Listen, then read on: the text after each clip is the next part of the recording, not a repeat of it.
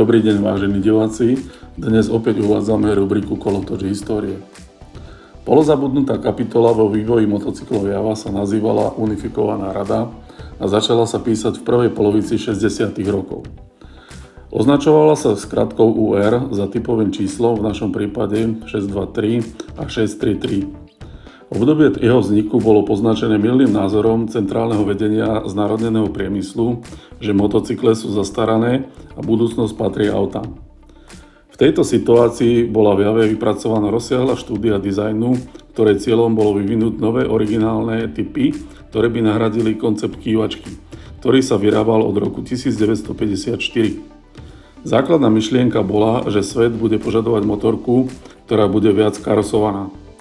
Tento základný koncept sa ukázal ako nesprávny ešte pred dokončením vývoja prototypov.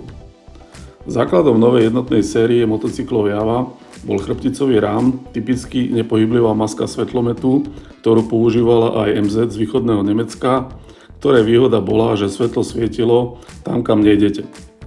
Druhou lahôdkou bolo uchytenie motora pod nádržou paliva, ktorého držiaky zamedzovali skoro akémukoľvek prístupu ku karburátoru.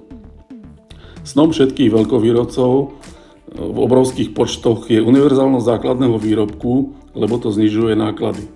Avšak nie všetko, čo je príliš univerzálne, nemusí byť príliš praktické, na čo doplatil aj motor o objeme 125 cm3, ktorý bol na jednotný rám príliš slabý. Objem motorov 250 a 350 cm3, spočiatku všetky jednovalcové, pre ktoré sa unifikované rámy zdali poddimenzované, prenášali do nich nepríjemné vibrácie. Takže očakávania splnili až do sériovej výroby vyvíjané dvojvalce, keď sa jednotná séria nakoniec dostala do sériovej výroby, ale v prepracovanej podobe.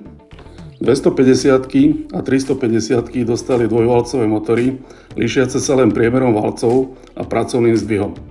Avšak od júla do októbra 1968 bolo vyrobených len 120 týchto strojov.